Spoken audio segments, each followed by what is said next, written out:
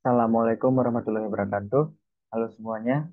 Perkenalkan nama saya Nasri Suarisma dari kelas akuntansi C akan mempresentasikan mini riset, rekayasa ide, dan proyek mata kuliah penganggaran perusahaan yang diampu oleh Bapak dosen Jumiadi.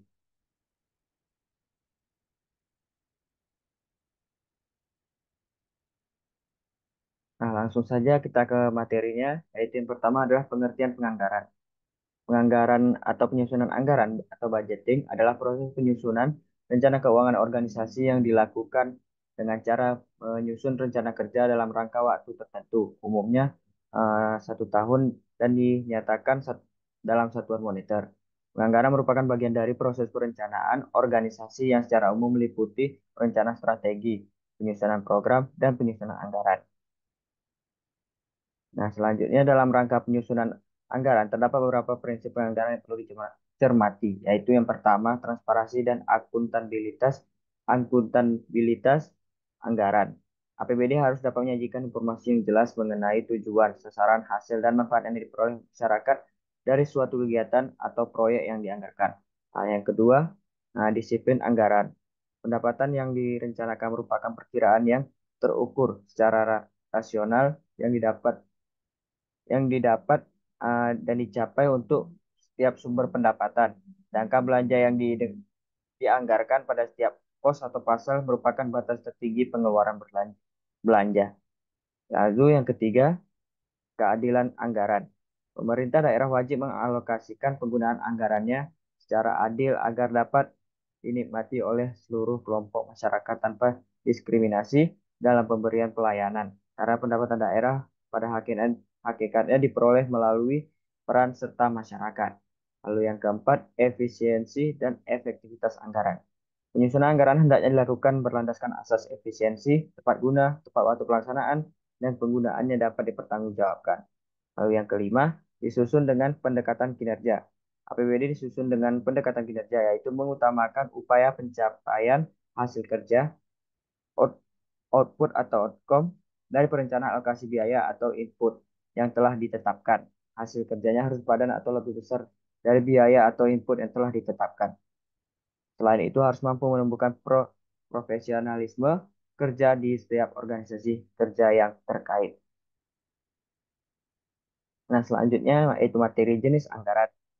Anggaran dapat dikelompokkan dari beberapa sudut pandang sebagai berikut. Yang pertama itu menurut dasar penyusunan anggaran terdiri dari dua, yaitu anggaran tetap atau fixed budget adalah anggaran yang dibuat untuk satu tingkat satu kegiatan dalam jangka waktu tertentu. Lalu yang kedua, anggaran variabel atau flexible budget adalah anggaran yang dibuat berdasarkan pada kegiatan tingkat kegiatan. Prinsip dari anggaran ini adalah bahwa untuk setiap tingkat kegiatan harus terdapat norma-norma untuk kegiatan yang dikeluarkan. Lalu selanjutnya nomor dua, menurut cara penyusunan. Anggaran terdiri dari yang pertama itu anggaran periodik, yaitu anggaran disusun untuk satu periode tertentu, umumnya 1 tahun yang disusun setiap akhir periode anggaran. Lalu yang kedua anggaran kontinu, yaitu anggaran dibuat untuk memperbaiki anggaran yang telah dibuat. Selanjutnya nomor tiga, menurut jangka waktu. Anggaran terdiri dari yang pertama anggaran jangka pendek atau taktis, yaitu anggaran dibuat dengan jangka waktu paling lama 1 tahun. Yang kedua, anggaran jangka panjang atau anggaran strategis, yaitu anggaran yang dibuat untuk jangka waktu lebih dari setahun. Anggaran untuk keperluan investasi barang modal atau capital budget. Anggaran jangka panjang tidak harus berupa anggaran modal. Anggaran jangka panjang diperlukan sebagai dasar penyusunan penganggaran jangka pendek. Lalu selanjutnya yaitu keempat, menurut bidangnya. Anggaran terdiri dari yang pertama, anggaran operasional. Ialah anggaran untuk menyusun anggaran laporan laba rugi. Selanjutnya yang kedua, anggaran keuangan. Adalah anggaran untuk menyusun anggaran neraca. Anggaran keuangan terdiri dari anggaran kas, piutang, persediaan, utang, dan neraca. Lalu selanjutnya yang kelima, menurut kemampuan di dalam penyusunan anggaran, terdiri dari anggaran komprehensif, merupakan rangkaian dari berbagai macam anggaran yang disusun secara lengkap. Lalu yang kedua, anggaran parsial, merupakan anggaran yang disusun secara tidak lengkap. Anggaran yang hanya menyusun bagi anggaran tertentu saja, misalnya karena keterbatasan kemampuan, maka yang dapat disusun hanya anggaran operasional. Lalu yang terakhir nomor 6, menurut fungsinya, anggaran terdiri dari anggaran apropriasi atau appropriation budget adalah anggaran yang dibentuk bagi tujuan tertentu dan tidak boleh digunakan tujuan lain. Lalu yang terakhir anggaran kinerja, performance budget adalah anggaran disusun berdasarkan fungsi kegiatan yang dilakukan dalam organisasi atau perusahaan, misalnya untuk menilai apakah biaya yang dikeluarkan oleh masing-masing aktivitas tidak melampaui batas. Selanjutnya, pendekatan penyusunan anggaran. Sesuai dengan amanat Undang-Undang Nomor 17 Tahun 2003 tentang Keuangan Negara, penyusunan anggaran oleh Kementerian Lembaga berpedoman pada tiga pilar sistem penganggaran, yaitu yang pertama penganggaran terpadu, lalu kedua PBK, dan ketiga KPJM. Nah, yang pertama itu ada pendekatan terpadu. Penganggaran terpadu merupakan unsur yang paling mendasar bagi penerapan pendekatan penyusunan anggaran lain, yaitu PBK dan KPJM. Dengan kata lain, bahwa pendekatan anggaran terpadu merupakan kondisi yang harus terwujud. Penyusunan anggaran terpadu dilakukan untuk mengintegrasikan seluruh proses perencanaan dan penganggaran di lingkungan kementerian lembaga untuk menghasilkan dokumen RKA kementerian lembaga dengan klasifikasi anggaran menurut organisasi, fungsi, dan jenis belanja atau ekonomi. Lalu selanjutnya, penganggaran terpadu tersebut diterapkan pada ketiga klasifikasi anggaran, yaitu organisasi, fungsi, jenis belanja, dan atau ekonomi. Dalam proses penyusunan RKA Kementerian Lembaga, ketentuan mengenai klasifikasi anggaran berpedoman pada Peraturan Menteri Keuangan mengenai klasifikasi anggaran dan Peraturan Menteri Keuangan mengenai bagan akun standar, serta aturan turunannya.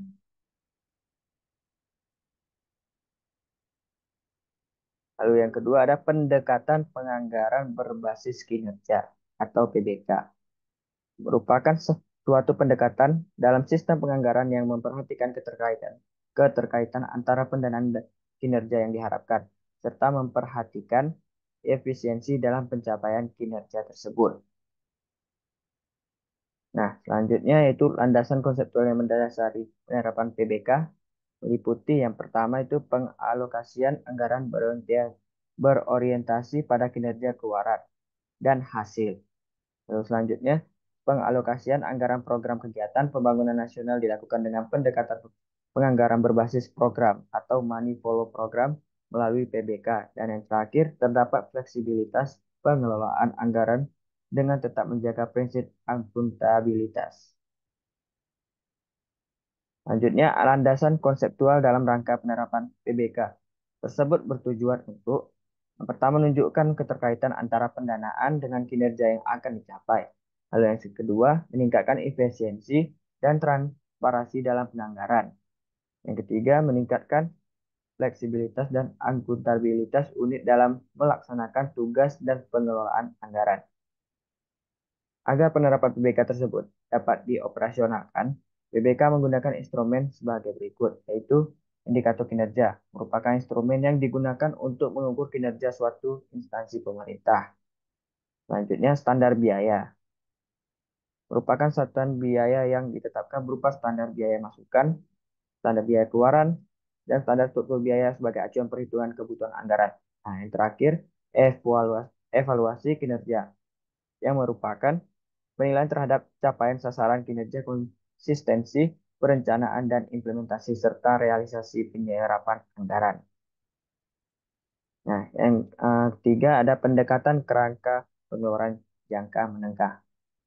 KPJM adalah pendekatan penyusunan anggaran berdasarkan kebijakan dengan pengambilan keputusan yang menimbulkan implikasi anggaran dalam jangka waktu lebih dari 1 tahun anggaran, sesuai dengan amanat Undang-Undang 17 tahun 2003 dalam penerapan KPJM, Kementerian Lembaga menyusun perakiraan maju dalam periode 3 tahun ke depan. Hal tersebut merupakan keharusan yang dilakukan setiap tahun.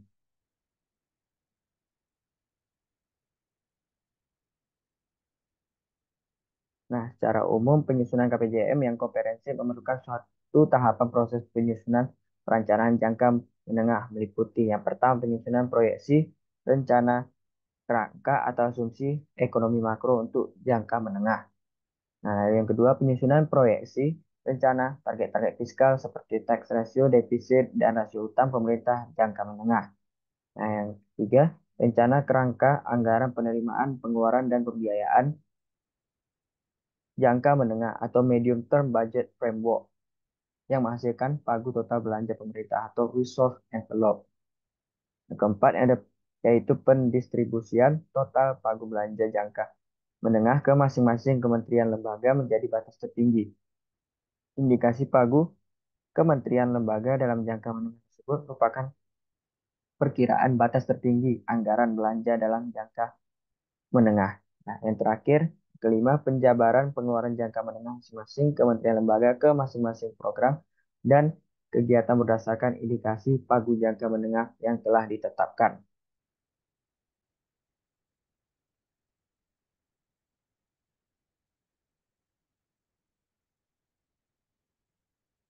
Oke, selanjutnya di sini ada contoh format anggaran Kementerian Kesehatan. Di samping kiri ini ada laporan realisasi anggaran Kementerian Kesehatan untuk tahun yang berakhir sampai dengan 31 September. Nah, laporan realisasi anggaran menggambarkan perbandingan antara anggaran dan realisasinya yang mencakup unsur-unsur pendapatan LRA dan belanja tahun 2022. Realisasi pendapatan negara tahun 2022 berupa penerimaan negara bukan pajak sebesar 18 triliun 741 miliar 48.349.768 rupiah atau mencapai 121,96% dari estimasi pendapatan laporan realisasi anggaran sebesar 15 triliun 366 miliar 255.621.000 rupiah. Realisasi belanja negara tahun 2022 ada sebesar 121 triliun 59 miliar 525 juta 58.525.501 rupiah atau 92,64% dari anggaran belanja sebesar 131 triliun 679 miliar 812 juta 458.000 rupiah. Nah, realisasi belanja Kementerian Kesehatan tahun 2022 adalah sebesar 121 triliun 59 miliar 589.525.501 rupiah atau sebesar 9,92,64% dari anggaran belanja sebesar 130.139.812.458.000 rupiah. Nah, selanjutnya belanja pegawai. Belanja pegawai adalah belanja kompensasi baik dalam bentuk uang maupun barang yang ditetapkan berdasarkan peraturan perundang-undangan yang diberikan kepada pejabat negara, PNS, dan pegawai dipekerjakan oleh pemerintah yang belum berstatus PNS sebagai imbalan atas pekerjaan yang telah dilaksanakan kecuali pekerjaan yang berkaitan dengan pembentukan modal. Nah, di bawah itu adalah uraian realisasi dari jumlah belanja pegawai.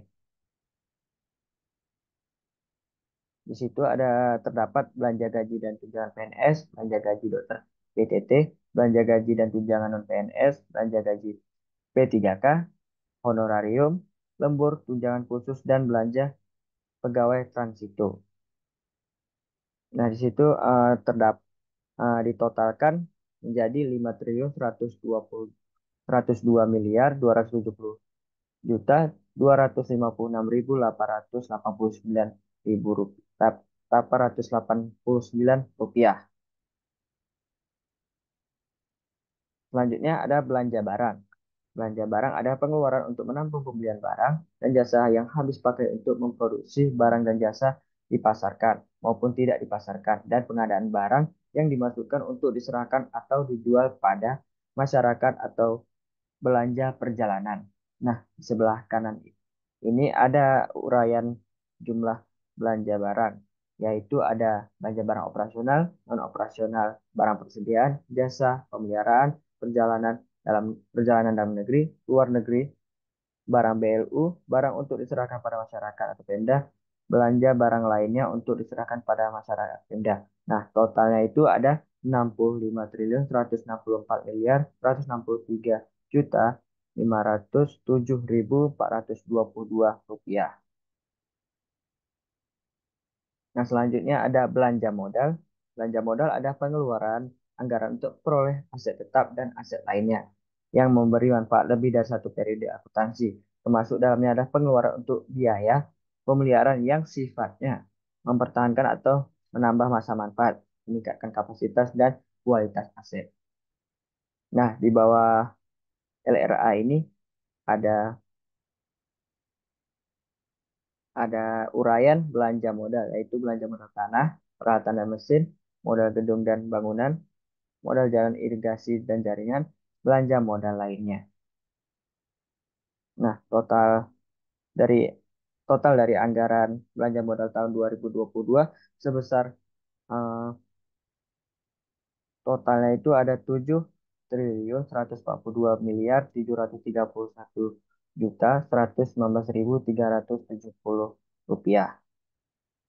Nah, dari anggaran belanja modal tahun 2022 sebesar 8.708.010.717.000 dan realisasi sebesar 7.141.731.119.370 rupiah diperuntukkan untuk belanja modal penanganan pandemi COVID-19 sebesar 2.574.920.000 Rp18.000 dan terrealisasi sebesar 2.422.622.601.250 rupiah atau 94,9% dari anggaran.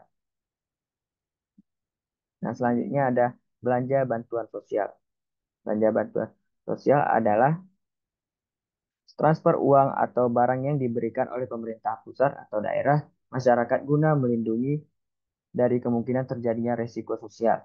Nah, realisasi belanja bantuan sosial tahun 2022 dan 2021 masing-masing sebesar 43.809.891.820 rupiah. Dan untuk tahun 21-nya yaitu 44.758.988.445.200 rupiah, mengalami penurunan sebesar 2,46% dari tahun 2021. Nah, di sini ada neraca atau ringkasan neraca per 31 Desember 2022 dan 2021.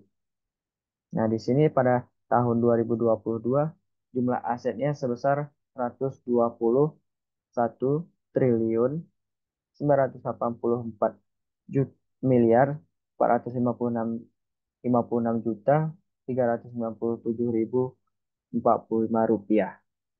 Nah, sedangkan di jumlah kewajiban dan ekuitas terdapat sebesar 121.956.456.397.045 rupiah.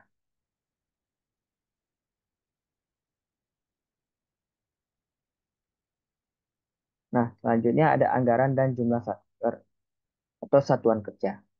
Informasi penting pelaksanaan anggaran yaitu sejumlah satuan kerja atau satker Kementerian Kesehatan tahun 2022 sesuai DIPA yang terbit sebanyak 380 satuan kerja dengan pagu anggaran sebesar 130.679.812.498.000 dengan realisasi sebesar 121.059.551.521 rupiah atau 92,64% dari anggaran yang selanjutnya menjadi acuan dalam penyusunan laporan keuangan Kementerian Kesehatan tahun 2022. Nah, selanjutnya terakhir ada kesimpulan. Penerapan penganggaran perusahaan pada Kementerian Kesehatan memiliki beberapa keuntungan dan kekurangan. Nah, yang pertama itu ada keuntungannya yaitu pertama penerapan prinsip-prinsip penyelenggaraan perusahaan seperti akuntabilitas, transparansi, dan fleksibilitas dapat membantu Kementerian Kesehatan menggunakan anggaran secara lebih efisien dan efektif. Selanjutnya, dengan menggunakan anggaran secara lebih efisien dan efektif, Kementerian Kesehatan dapat meningkatkan kualitas layanan kesehatan kepada yang diberikan kepada masyarakat. Nah, selanjutnya penerapan penganggaran perusahaan dapat meningkatkan akuntabilitas dan transparansi Kementerian Kesehatan dalam penggunaan anggaran.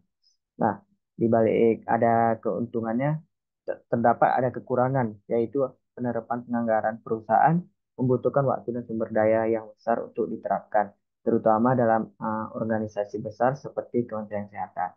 Selanjutnya, penerapan penganggaran perusahaan mungkin tidak sesuai dengan budaya organisasi Kementerian Kesehatan yang tradisional.